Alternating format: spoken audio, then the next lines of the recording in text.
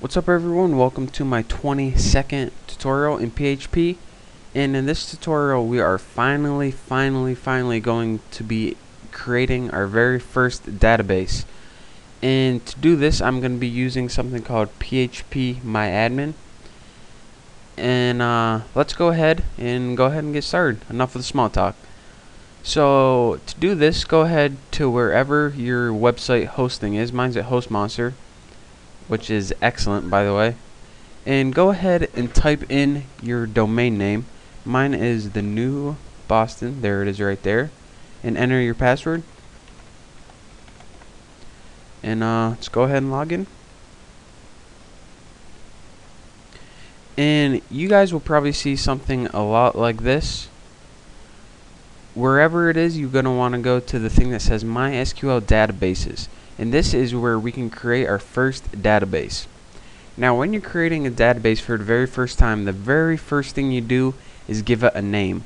So I'm going to name mine Game, and go ahead and click Create Database. And it gives you this little confirmation, created the database Game, go back. But the thing is, the name of your database is not actually the name you typed in. That name you typed in you're never going to use again. This is the name of your database, and you need to know this and remember it, because whenever we reference it or call it in our PHP script, this is the name that we want to use. So that name you typed in, forget about it completely. MySQL will automatically generate a new name for you, and that's the one that you want to use.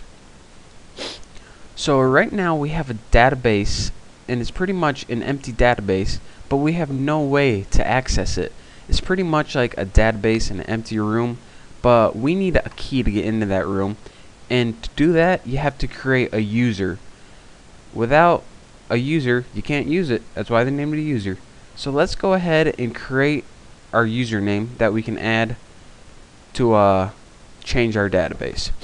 I'm gonna make a user called Bucky, and I'm gonna make my password password.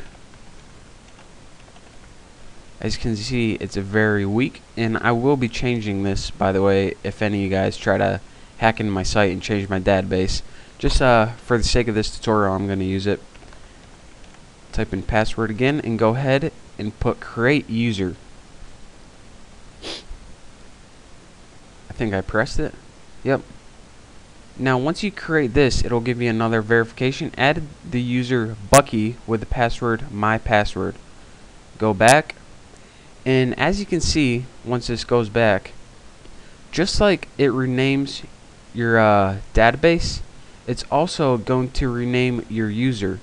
So you're going to want to go ahead and remember your user, the new Bucky, even though we type Bucky, this is the one that we want to use. And you're going to want to remember this. So write it down, because they're more likely pretty easy to forget. So the only thing that didn't change is the password. That one stays the same. So now that we have our database created, we can add tables to it and start adding information to it.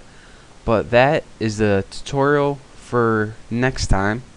So for now, get your database made, and make sure to write down the name of it, and make sure to write down the name of your user, and make sure that you're watching these tutorials in high def. Trust me, it'll make a world of difference. So thanks for watching, and remember, if you're not already, please subscribe to my channel, and stay tuned for next tutorial.